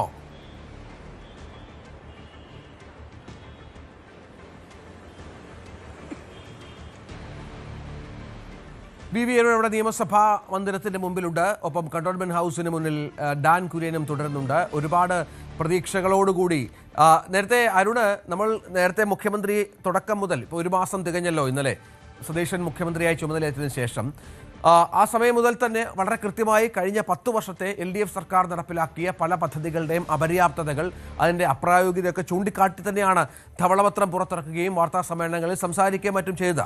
അത് മറികടക്കുക അല്ലെങ്കിൽ അത് പരിഹരിക്കുക എന്നുള്ള വലിയ വെല്ലുവിളി സർക്കാരിന് മുന്നിലുണ്ട്. നേരത്തെ പറഞ്ഞ ഉദാഹരണമായി കിഫ്ബി ഒക്കെ വളരെ പ്രധാനപ്പെട്ട ഒന്നാണ്. കിഫ്ബി സംവിധാനം നമ്മുടെ കേന്ദ്ര സർക്കാരുമായുള്ള ആശയവിനിമയത്തിൽ ധനകാര്യ മാനേജ്മെന്റിൽ എത്രത്തോളം ഈ സർക്കാരുകളെ പ്രതിസന്ധിയിലാക്കിയെന്നതൊക്കെ സതീശൻ ചൂണ്ടിക്കാണിക്കുന്നുണ്ടായിരുന്നു. ഇതൊക്കെ പൊളിച്ചെഴുതുക എന്നുള്ള വലിയൊരു ദൗത്യം മുഖ്യമന്ത്രിക്ക്, ധനകാര്യമന്ത്രിക്ക് മുന്നിലുണ്ട്. അത് പക്ഷേ അത്ര എളുപ്പവുമല്ല നമ്മുടെ ധനസ്ഥിതിയൊക്കെ അനുസരിച്ച്. ആ വെല്ലുവിളി കൃത്യമായി ഏറ്റെടുത്ത് വേണം കാര്യങ്ങൾ മുന്നോട്ട് കൊണ്ടുപോകാൻ. അതിനുള്ള തയ്യാറെടുപ്പും ആസൂത്രണവും വേണം. എങ്ങനെയാണ് മുഖ്യമന്ത്രിയുടെ ഒരു തയ്യാറെടുപ്പ് കഴിഞ്ഞ കുറേ ദിവസങ്ങളായി സാമ്പത്തിക വിദഗ്ധരുമായിട്ട്, അതിപ്പോൾ രാഷ്ട്രീയ വ്യത്യാസമില്ലാതെ, രാഷ്ട്രീയം നോക്കാതെ വളരെ കൃത്യമായി ധനകാര്യ വിദഗ്ധരുമായി കൂടിയാലോചിച്ച് കുറച്ചുകൂടി അഭിപ്രായം കേട്ട് ഒരു പ്രാക്ടിക്കലായ പ്രായോഗികമായ രീതിയിൽ തന്നെയാണോ കാര്യങ്ങൾ മുന്നോട്ട് കൊണ്ടുപോയിരിക്കുന്നത്? തീർച്ചയായിട്ടും എല്ലാ ധനമന്ത്രിമാരും ചെയ്യുന്നത് പോലെ സമൂഹത്തിൽ വിവിധ ഭാഗങ്ങളിലുള്ള തുറകളിലുള്ള വ്യക്തികളും പ്രധാനപ്പെട്ട വ്യക്തികളുമായി നമുക്കറിയാം. സാധാരണ ബജറ്റിന് മുമ്പ് ചേംബർ ഓഫ് കൊമേഴ്സ് തുടങ്ങി വ്യവസായ രംഗത്തെ പ്രമുഖർ, മറ്റ് പ്രധാനപ്പെട്ട മേഖലകളിലെ ആളുകളുമായൊക്കെ ചർച്ച നടത്താറുണ്ട്, വ്യവസായികളുമായും. അതുപോലെ ഇത്തവണ അതിനപ്പുറത്തേക്ക് ഈ യുവജന സംഘടനകളടക്കമുള്ളവരുമായി മുഖ്യമന്ത്രി ചർച്ച നടത്തി, ധനമന്ത്രി ചർച്ച നടത്തിയിരുന്നു. എങ്ങനെ വേണം അവരുടെ പ്രതീക്ഷ. നമുക്കറിയാം, ഒരു ബജറ്റ് എന്ന് പറയുമ്പോൾ ഓരോ ആളിന്റെയും, ഒരു സംസ്ഥാനത്തെ ഓരോ ആളുകളുടെയും ഒരുപക്ഷെ ഒരു വർഷത്തെ അതിനുമപ്പുറത്തേക്ക് ദീർഘകാലാടിസ്ഥാനത്തിലേക്കുള്ളവരുടെ ജീവിതം മുന്നോട്ട് കൊണ്ടുപോകുന്ന പ്രധാനപ്പെട്ട ഒരു കാര്യമാണ് ബജറ്റ്. എല്ലാവരും വളരെ പ്രതീക്ഷയോടുകൂടി കാത്തിരിക്കുന്ന കാര്യമാണ്. സർക്കാർ ജീവനക്കാർക്ക് അവരുടെ പ്രതീക്ഷകളുണ്ട്, മറ്റ് ഓട്ടോറിക്ഷ തൊഴിലാളികൾക്കും അതുപോലെ തന്നെ മറ്റ് സാധാരണക്കാർ ഡ്രൈവർമാർക്കുമൊക്കെ അവരുടേതായ പ്രതീക്ഷകളുണ്ട്. അങ്ങനെ ഓരോ വിഭാഗത്തിനും വിദ്യാർത്ഥികൾക്ക് വളരെ പ്രധാനപ്പെട്ടതാണ് ബജറ്റിൽ ഉണ്ടാകാൻ പോകുന്ന വിദ്യാഭ്യാസപരമായ നിർദ്ദേശങ്ങൾ. ഉന്നത വിദ്യാഭ്യാസമായാലും അതുപോലെ തന്നെ പൊതുവിദ്യാഭ്യാസമായാലും ഒക്കെ അത്തരം പ്രതീക്ഷകളൊക്കെ ആ മേഖലകളിൽ അവർക്കുണ്ട്. അങ്ങനെ എല്ലാ വിഭാഗ ജനങ്ങളെയും ബാധിക്കുന്ന ഒന്നാണ് ബജറ്റ്. അതുകൊണ്ട് തന്നെ അത്തരം ആളുകളുമായൊക്കെ കൂടിക്കാഴ്ച VD സതീശൻ ഈ ബജറ്റിന്റെ മുന്നൊരുക്കങ്ങളുടെ ഭാഗമായി നടത്തിയിരുന്നു. സാമ്പത്തിക വിദഗ്ധരുമായി സംസ്ഥാനത്തിന്റെ സാമ്പത്തിക സ്ഥിതിയെപ്പറ്റി ഡെവലപ്മെന്റ് തയ്യാറാക്കുമ്പോൾ സ്വാഭാവികമായും വളരെ ഡീപ്പായ, വളരെ ആഴത്തിലുള്ള പഠനം നടത്തിയ ശേഷമാണ് ബജറ്റിലേക്ക് കടക്കുന്നത്. എല്ലാ സർക്കാരുകൾക്കും എല്ലാ ധനമന്ത്രിമാർക്കും ലഭിക്കുന്ന ഒരു അവസരമല്ല ഇത്. അതിനു മുമ്പൊരു ധവളപത്രം ആ രീതിയിൽ ഇറക്കാൻ ഈ സർക്കാരിന് കഴിഞ്ഞിട്ടുണ്ട്. നമ്മൾ വിട്ടുപോയ ഒരു കാര്യം കൂടിയുണ്ട്. സംസ്ഥാനത്തെ, രാജ്യത്തെ ഇന്ധനവില വർധന, അത് സംസ്ഥാനത്ത് കഴിഞ്ഞ സർക്കാരിന്റെ കാലത്ത് ഏറ്റവും അധികം ആവശ്യം ഉയർന്നത് പ്രതിപക്ഷത്തു നിന്നാണ്. അധിക നികുതി, അധിക വരുമാനം ലഭിക്കുക, സെസ് ഒഴിവാക്കാനെങ്കിലും സംസ്ഥാന സർക്കാർ തയ്യാറാകണം. കേന്ദ്രം ഒരു തവണ ഒഴിവാക്കി, ഉമ്മൻചാണ്ടി സർക്കാരിന്റെ കാലത്ത് ഒഴിവാക്കിയിട്ടുണ്ട്. അതുപോലെ അധിക നികുതി വേണ്ടെന്ന് വയ്ക്കാൻ സർക്കാർ തയ്യാറാകണമെന്ന് അന്നത്തെ പ്രതിപക്ഷം, ഇന്നത്തെ ഭരണപക്ഷം പലതവണ ആവശ്യപ്പെട്ടതാണ്. അത് ചർച്ചയിൽ വരുമ്പോൾ പൂർണ്ണമായും തള്ളിക്കളയാൻ വി.ഡി. സതീശൻ തയ്യാറായിട്ടില്ല. വരട്ടെ, ഓരോ ദിവസവും വില കയറുന്ന ഒരു പ്രതിഭാസമാണ് കഴിഞ്ഞ കുറേ നാളുകളായി ഉണ്ട്. 4-5 തവണ അന്താരാഷ്ട്ര വിപണിയിൽ തന്നെ വില കൂടുമ്പോൾ രാജ്യത്തും അതിന്റെ അടിസ്ഥാനത്തിൽ ക്രൂഡ് ഓയിൽ വില കുറയുമ്പോഴും കൂട്ടുന്നില്ല എന്ന വിമർശനമുണ്ട്. എങ്കിൽ പോലും അങ്ങനെ ഒരു സാഹചര്യമുണ്ട്. എവിടം വരെ എത്തി നിൽക്കും ഈ വില എന്നറിയട്ടെ. അതിനുശേഷം അത് വില കുറയ്ക്കുന്ന തീരുമാനമുണ്ടാകുമെന്ന് മുഖ്യമന്ത്രി ഉറപ്പ് നൽകിയിരുന്നു. ആ ഉറപ്പ് ഈ ബജറ്റിൽ പാലിക്കുമോ എന്ന കാര്യം കൂടി വളരെ ആകാംക്ഷയോടുകൂടി കേരളം കാത്തിരിക്കുകയാണ്. കാരണം അത്രയധികം ബുദ്ധിമുട്ട് ഈ വിലവർദ്ധനയുടെ ഉണ്ടാകുന്നു. ഇപ്പോൾ യുദ്ധം മാറുന്ന സാഹചര്യമുണ്ട്. അങ്ങനെയെങ്കിൽ ആ ഒരു കാര്യം കൂടി പരിഗണിച്ചുകൊണ്ട് ഈ അധിക നികുതി വേണ്ടെന്ന് വയ്ക്കാൻ, അതിലൂടെ ജനങ്ങൾക്ക് ഒരു ആശ്വാസം, 2-3 രൂപയെങ്കിലും പെട്രോളിയം ഉൽപ്പന്നങ്ങളുടെ വില കുറയ്ക്കാൻ വി.ഡി. സതീശൻ സർക്കാർ തയ്യാറാകുമോ എന്ന ചോദ്യമുണ്ട്. അതിനപ്പുറത്തേക്ക് രഞ്ജിത്ത് സൂചിപ്പിച്ച ഇത്തരത്തിൽ കഴിഞ്ഞ സർക്കാരിന്റെ കാലത്തെ ഏറ്റവും പ്രധാനപ്പെട്ട ധനകാര്യ മിസ്മാനേജ്മെന്റ് എന്ന ആരോപണം സംസ്ഥാനത്തെ സാമ്പത്തിക കെടുതിയിലേക്ക് കൊണ്ടുപോയത് ധനകാര്യ മിസ്മാനേജ്മെന്റാണ്.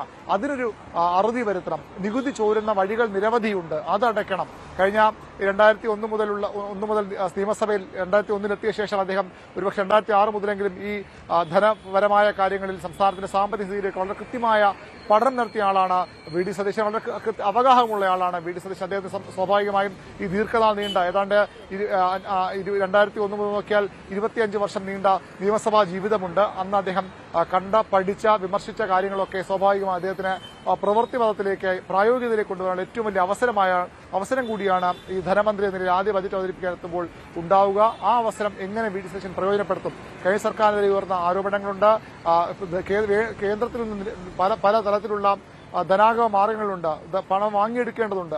അതിൽ സംസ്ഥാനം വീഴ്ച വരുത്തിയെന്ന് പല ഘട്ടങ്ങളിലും പ്രതിപക്ഷം ആരോപിച്ചതാണ്. നമുക്ക് കാത്തിരിക്കാം എന്തൊക്കെ വിസ്മയങ്ങൾ സതീശന്റെ കന്നി ബജറ്റിൽ ഉണ്ടാകും എന്ന കാര്യത്തിൽ. ശരിക്കും പറഞ്ഞാൽ 2011 ധനകാര്യമന്ത്രി ആകേണ്ട ആൾ കൂടിയാണ് വി.ഡി. സതീശൻ. നമുക്കറിയാം, അന്ന് പല രാഷ്ട്രീയ വിഷയങ്ങൾ കൊണ്ടും രാഷ്ട്രീയമായ പല കാര്യങ്ങൾ കൊണ്ടും സതീശൻ അന്ന് ഉമ്മൻചാണ്ടി മന്ത്രിസഭയിൽ അംഗമാകാൻ കഴിഞ്ഞില്ല. അന്ന് നമ്മളൊക്കെ പ്രതീക്ഷിച്ചിരുന്നത് സതീശൻ വളരെ കൃത്യമായ ഒരു പ്രധാനപ്പെട്ട പോസ്റ്റിൽ ആ മന്ത്രിസഭയിൽ ഉണ്ടാകുമെന്നുള്ളതാണ്. പക്ഷേ കാലം കാത്തുവെച്ച ഒരു നീതിയുണ്ട്.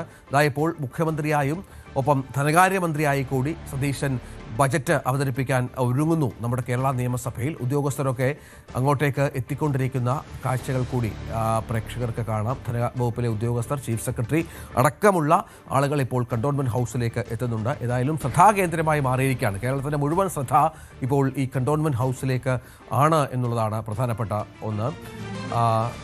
ഏതായാലും നമുക്ക് കാത്തിരുന്ന് കാണാം എപ്പോഴാണ് അദ്ദേഹം ഇറങ്ങുക എന്നടക്കമുള്ള കാര്യങ്ങളിൽ. നമ്മോടൊപ്പം വിശദാംശങ്ങളുമായി ചേരുന്നത് ഡാൻ കുര്യനും വി അരുണുമാണ്. അല്പസമയത്തിനകം തന്നെ അവരിലേക്ക് തിരിച്ചു വരാം എന്നും പ്രതീക്ഷിക്കുകയാണ്. ഏതായാലും വളരെ തിരക്ക് പിടിച്ച കുറേ ദിവസങ്ങൾക്ക് ശേഷമാണ് ഇപ്പോൾ ധനകാര്യമന്ത്രി തൻ്റെ കന്നി ബജറ്റ് അവതരണത്തിലേക്ക് പോകുന്നത്. മറ്റൊരു വാർത്തയിലേക്ക് പോകാം. കോഴിക്കോട് പാലക്കാട് ദേശീയപാതയിൽ മലപ്പുറം അങ്ങാടിപ്പുറം മേഖലയിലെ ഗതാഗതക്കുരുക്ക് ഏറെ കുപ്രസിദ്ധമാണ്. അങ്ങാടിപ്പുറത്തെ വീതി കുറഞ്ഞ റെയിൽവേ മേൽപ്പാലം ഒരു കുപ്പിക്കഴുത്താണ് ദേശീയപാതയിൽ. ഗതാഗതക്കുരുക്ക് പലപ്പോഴും മണിക്കൂറുകൾ നീളുന്ന അവസ്ഥ. അങ്ങാടിപ്പുറം ഒരാടം പാലം മാനത്തമംഗലം ബൈപ്പാസാണ് പ്രശ്നത്തിന് ശാശ്വത പരിഹാരമെന്നിരിക്കെ ഓരോ ബജറ്റിലും അത് വാഗ്ദാന പ്രഖ്യാപനം മാത്രമായി അവശേഷിക്കുകയാണ്. ഇത്തവണത്തെ ബജറ്റിൽ കാര്യമായ പരിഗണനയും നീക്കിയിരിപ്പും ഉണ്ടാകുമെന്ന് മങ്കട എം.എൽ.എ മഞ്ഞളാംകുഴി അലിയും പെരിന്തൽമണ്ണ എം.എൽ.എ നജീബ് കാന്തപുരവും ഉറപ്പു പറയുമ്പോൾ വലിയ പ്രതീക്ഷയാണ് ഈ നാടിന്. കോഴിക്കോട് പാലക്കാട് ദേശീയപാതയിൽ കുപ്രസിദ്ധമായ ഗതാഗതക്കുരുക്കാണ് അങ്ങാടിപ്പുറത്തുള്ളത്. അങ്ങാടിപ്പുറത്തെ വീതി കുറഞ്ഞ മേൽപ്പാലമൊക്കെ ഈ ഒരു ഗതാഗതക്കുരുക്കിന് പരിഹാരം ഉണ്ടാക്കാത്ത ഒരു സാഹചര്യമാണുള്ളത്. ഇവിടെ ശാശ്വതമായിട്ട് ഒരു പ്രശ്നപരിഹാരമായി കാണുന്നത് ഓരാടം പാലം മാനത്തമംഗലം ബൈപ്പാസാണ്. കുറേ വർഷമായി ഈ ബൈപ്പാസിനെ കുറിച്ചുള്ള ചർച്ചകൾ തുടങ്ങിയിട്ട് പല സർക്കാരുകൾ വന്നു. പക്ഷേ അവരാരും തന്നെ ഈ ബൈപ്പാസിന് പ്രഖ്യാപനമല്ലാതെ മറ്റൊന്നും നൽകുന്നില്ല. ഇത്തവണ വി.ഡി. സതീശൻ സർക്കാരിൻ്റെ ആദ്യ ബജറ്റിൽ അതുകൊണ്ട് തന്നെ പ്രദേശവാസികൾക്ക് വലിയ പ്രതീക്ഷയാണുള്ളത്. നമ്മോടൊപ്പം വിവിധ രാഷ്ട്രീയ കക്ഷി നേതാക്കളും ഇവിടുത്തെ സാധാരണക്കാരൊക്കെ ചേരുന്നുണ്ട്. അമീർക്ക, നമ്മൾ എല്ലാ തവണയും പറയുന്നതാണ് ഈ പ്രഖ്യാപനത്തിന് അപ്പുറത്തേക്ക് ഒന്നും നടക്കുന്നില്ല ഈ ബൈപ്പാസിൻ്റെ കാര്യത്തിൽ എന്നുള്ളത്. എന്താണ് പ്രതീക്ഷയുണ്ടോ ഇത്തവണത്തെ ബജറ്റിൽ? ഈ സർക്കാരിൽ നമുക്ക് പ്രതീക്ഷയുണ്ട്.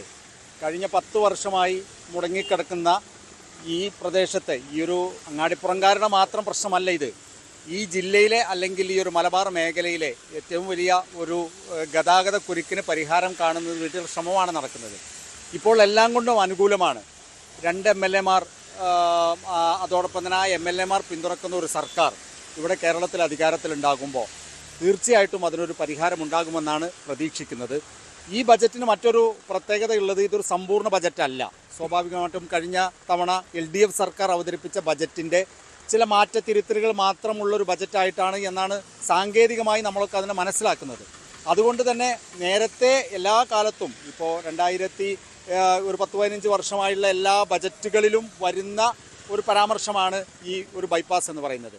ആ ബൈപ്പാസിന് ബജറ്റിൽ പരാമർശത്തേക്കാൾ കൂടുതൽ ഗവൺമെൻറ് പണം നീക്കിവെക്കുക എന്നുള്ളതാണ് ഇതിൻ്റെ ഏറ്റവും പ്രശ്നമായിട്ടുള്ള ഒരു പരിഹാരമായിട്ട് നമ്മൾ കാണുന്നത്. ബജറ്റിൽ പ്രഖ്യാപിക്കുകയല്ല, പണം നീക്കി വെക്കുകയാണ് വേണ്ടത്. അതായത് അത് സ്വാഭാവികമായിട്ടും ബജറ്റിൻ്റെ ചർച്ചകളിലുമൊക്കെ ബജറ്റിൽ ഇപ്പോൾ ഒരു പ്രഖ്യാപനം പോലെ വന്നില്ലെങ്കിലും ഇനി അതിൻ്റെ പേരിൽ ഒരു വിമർശനം എന്നുള്ളതിനേക്കാൾ അപ്പുറത്തേക്ക് അത് നിയമസഭയിൽ അതിൻ്റെ ഒരു ഇതുണ്ടാകുമ്പോൾ ഈ ഭാഗത്തുള്ള MLA-മാരെല്ലാവരും കൂടി അതിന് ശക്തമായ സമ്മർദ്ദം ചെലുത്തും. ആ സമ്മർദ്ദം ചെലുത്തുമ്പോൾ തീർച്ചയായിട്ടും ഗവൺമെൻറ് അതിന് അനുകൂലമായ പ്രതികരണം ഉണ്ടാകും. ഇതിപ്പോൾ UDF-ന്റെ വലിയ പ്രതീക്ഷയാണല്ലോ ഈ കാര്യത്തിലുള്ളത്. കാരണം മഞ്ഞളാംകുഴിയിലാണെങ്കിലും നജീബ് കാന്തപുരം ആണെങ്കിലും UDF നേതാക്കളൊക്കെ പറയുന്നത് LDF സർക്കാർ പണം കൊടുക്കാത്തതുകൊണ്ടാണ് അത് യാഥാർത്ഥ്യമാകുന്നതാണ്. അപ്പോൾ UDF-ന്റെ സർക്കാരായി, അതുകൊണ്ട് തന്നെ കോൺഗ്രസ്സുകാർക്ക് കുറച്ചും കൂടി ഇതിലൊരു പ്രതീക്ഷ ഉണ്ടാകുമോ? അല്ല, UDF-ന്റെ സർക്കാർ കേരളത്തിൽ അധികാരത്തിൽ വന്നതോടുകൂടി ഞങ്ങളൊക്കെ വലിയ പ്രതീക്ഷയിലാണ്. മങ്കട നിയോജക മണ്ഡലത്തിലെയും പെരിന്തൽമണ്ണയിലെയും ജനാധിപത്യ മുന്നണിയുടെ പ്രവർത്തകന്മാരും നാട്ടുകാരും ജനങ്ങൾ ഒന്നടങ്കം വലിയ പ്രതീക്ഷയിലാണ്. ഈ ഓരടംപാലം മാനത്തുമംഗലം ബൈപ്പാസും അതുപോലെ തന്നെ ഓരടംപാലം വൈലോങ്ങര ബൈപ്പാസും ഒരു തർക്കവുമില്ല, അത് നടപ്പിലാക്കുക തന്നെ ചെയ്യും എന്ന കാര്യത്തിൽ സംശയമില്ല. അത് ഞങ്ങൾ തെരഞ്ഞെടുപ്പിന് മുൻപ് ജനങ്ങൾക്ക് കൊടുത്തിട്ടുള്ള വാഗ്ദാനമാണ്. ഈ പ്രാവശ്യം യാഥാർത്ഥ്യമാവും, ബൈപ്പാസ് യാഥാർത്ഥ്യമായിരിക്കും, സംശയ കാര്യത്തിലില്ല. തീർച്ചയായും ഈ സർക്കാർ എല്ലാവർക്കും പ്രതീക്ഷയുണ്ട് ഈ മാനത്തുമംഗലം ബൈപ്പാസ് യാഥാർത്ഥ്യമാകും. അതുതന്നെയാണ് ഞങ്ങളുടെ എല്ലാവരും പ്രതീക്ഷ. ഈ പ്രദേശം വളരെ കഷ്ടത്തിലാണ്. വ്യാപാരികളായാലും മറ്റ് പ്രയാസപ്പെടുന്ന ഒരുപാട് ജനങ്ങളുണ്ട്. ഇനിയും കഷ്ടപ്പെടുത്താതിരിക്കാൻ വേണ്ടി ശ്രമിക്കും എന്ന് തന്നെയാണ് ഞങ്ങൾ പ്രതീക്ഷിക്കുന്നത്. വ്യാപാര മേഖലയുടെ പ്രതീക്ഷ എന്താണ്? അങ്ങാടിപ്പുറത്ത് 25 വർഷമായിട്ടുള്ള റോഡ് തന്നെയാണ്. ഇന്നും ഒരു കസ്റ്റമർക്ക് വരാൻ കഴിയില്ല, ഒരു വണ്ടി നിർത്താൻ കഴിയില്ല ഈ ബ്ലോക്ക് കാരണം. നിങ്ങൾ തന്നെ ഒരു 3 കിലോമീറ്റർ ഓടണമെങ്കിൽ 2 മണിക്കൂർ വെയിറ്റ് ചെയ്യണം. ഒരു ഹോസ്പിറ്റൽ സിറ്റി എന്ന് പറയുന്ന പെരിന്തൽമണ്ണയ്ക്ക് പോകുന്നത് എത്ര ആൾക്കാരും മരിച്ചിട്ടുള്ളതിൻ്റെ ഇടയിൽ ഈ ബ്ലോക്കിൽ പെട്ടിട്ട്.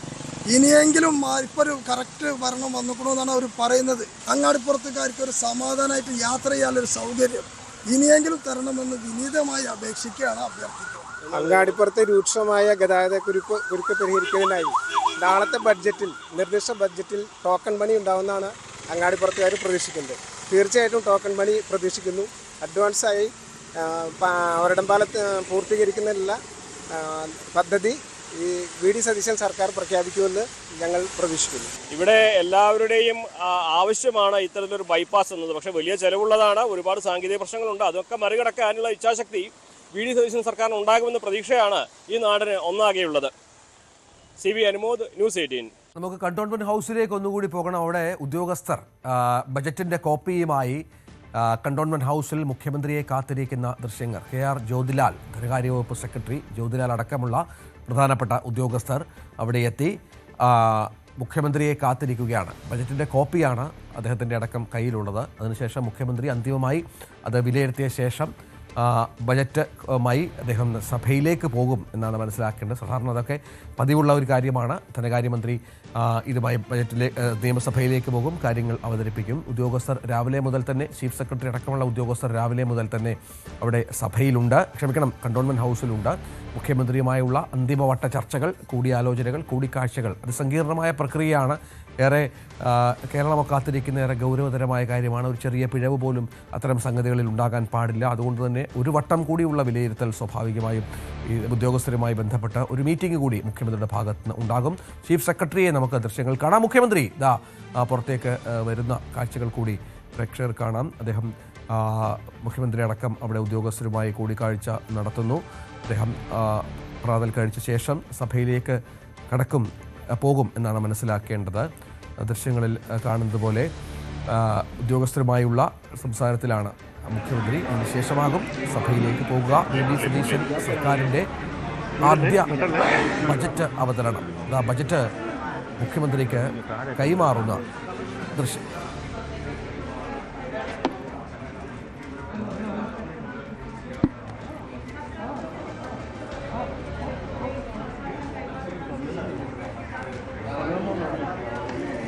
എന്തൊക്കെ വിസ്മയങ്ങൾ ഒളിപ്പിച്ചിരിക്കുന്നു ആ പെട്ടിയിൽ എന്നുള്ളതാണ് നമ്മൾ കാത്തിരുന്ന് കാണേണ്ടത്. ഏതാണ്ട് മണിക്കൂറുകൾ മാത്രമാണ് ബാക്കിയുള്ളത്.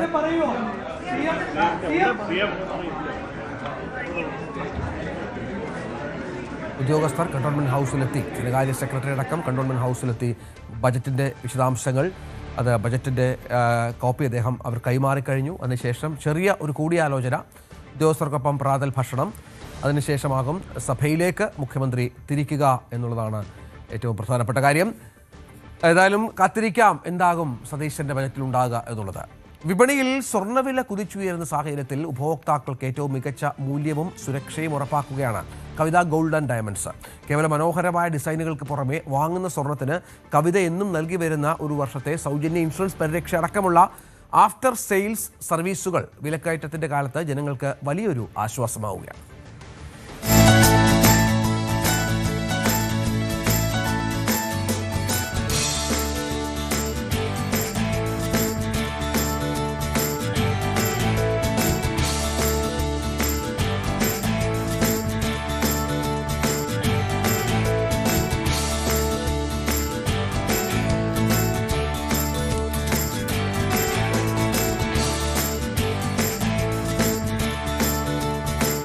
സ്വർണം വാങ്ങുമ്പോൾ മലയാളിക്കെന്നും മുൻഗണന ഡിസൈനുകളുടെ പുതുമയും വിശ്വസ്തതയുമാണ്. എന്നാൽ അതിനൊപ്പം തന്നെ വിപണിയിൽ വില വർദ്ധിച്ചു വരുന്ന സാഹചര്യത്തിൽ സ്വർണത്തിന്റെ സുരക്ഷയും ഇന്ന് വലിയൊരു ഘടകമാണ്. ഈ ആവശ്യങ്ങളെല്ലാം ഒരൊറ്റ മേൽക്കൂരയിൽ തൃപ്തിപ്പെടുത്തുകയാണ് കവിത ഗോൾഡ് ആൻഡ് ഡയമണ്ട്സ്. കവിതയുടെ സിഗ്നേച്ചർ ഡിസൈനുകൾക്കൊപ്പം ഇവിടെ നിന്നും സ്വർണം വാങ്ങുന്ന ഓരോ കസ്റ്റമർക്കും കവിതയുടെ ഉറപ്പായ ഒരു വർഷത്തെ സൗജന്യ ആഭരണ ഇൻഷുറൻസ് പരിരക്ഷയും ലഭിക്കുന്നു. ഇപ്പോൾ ഗോൾഡ് റേറ്റ് കൂടുന്നതുകൊണ്ട് തെഫ്റ്റുകൾ കൂടുതൽ നടക്കാൻ സാധ്യതയുണ്ട്.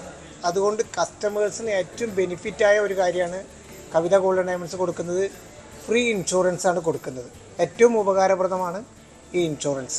ഓരോ ആഭരണം എടുക്കുമ്പോഴും അതിനൊക്കെ ഇൻഷുറൻസ് നമ്മൾ ഫ്രീ ആയിട്ട് കൊടുക്കുന്നുണ്ട്. അതുകൊണ്ട് കസ്റ്റമേഴ്സിന് ഭയങ്കര ബെനിഫിറ്റ് ആണല്ലോ. ഇപ്പോൾ റേറ്റ് കൂടുന്നതനുസരിച്ച് ഏറ്റവും കൂടുതൽ നമുക്ക് ബെനിഫിറ്റ് ആയിട്ട് കൊടുക്കുന്ന ഇൻഷുറൻസ് ആണ്. നമുക്കെല്ലാം ഇഷ്ടം തന്നെയാണ്. എല്ലാം നല്ല സെലക്ഷൻസ് വരുന്നത് തന്നെയാണ്. നമ്മളിപ്പോൾ എടുക്കാൻ വന്നത് കുട്ടികളുടെ കളക്ഷൻസാണ്. നമ്മൾ സ്കീമിൽ എടുത്തിട്ടുണ്ടായിരുന്നു, അതിൻ്റെ ഭാഗമായിട്ട് തന്നെ ഇപ്പോൾ എടുക്കുന്നത്. ഫസ്റ്റ് തൊട്ടിട്ട് എല്ലാതും ഇവിടെ തന്നെയാണ് എടുക്കുന്നത്. അപ്പോൾ ഇവരുടെ ഒരു ട്രസ്റ്റ് ഉണ്ടാവുകൊണ്ടാണ് നമ്മളത് ചെയ്യുന്നത്. വളരെ നല്ല അഭിപ്രായമാണ്. നമ്മളെപ്പോഴും ഇവിടെ തന്നെയാണ് വന്നിട്ട് പർച്ചേസും കാര്യങ്ങളൊക്കെ ചെയ്യല്. ഇവിടെ പിന്നെ നമുക്കിപ്പോൾ ഗോൾഡ് റേറ്റും കാര്യങ്ങളൊക്കെ വളരെ കൂടുതലുള്ളൊരു സമയത്ത് ഫ്രീ ഇൻഷുറൻസ് എന്ന് പറയുന്ന സ്കീമും കാര്യങ്ങളൊക്കെ ഉണ്ട്. അപ്പോൾ അതിനൊക്കെ നമുക്ക് നല്ലൊരു ബെനിഫിറ്റ് ആണല്ലോ, അതൊക്കെ ഉപകാരമാണ്. അത്യപൂർവ ഡിസൈനുകൾക്കൊപ്പം സുരക്ഷിതമായ ആഫ്റ്റർ സെയിൽ അനുഭവങ്ങളും പവന് 1000 രൂപയുടെ എക്സ്ചേഞ്ച് ബോണസും ജൂലൈ 31 വരെ കവിതയുടെ എല്ലാ ഷോറൂമുകളിലും ലഭ്യമാണ്. News desk, news 18. അപ്പോൾ നമുക്കൊരു ഇടവേളയിലേക്ക് പോകാം. ഇടവേളയ്ക്ക് ശേഷം ലോകകപ്പ് ഫുട്ബോൾ വിശേഷങ്ങളുമായി എൽദോ പോൾ ചെയ്യും.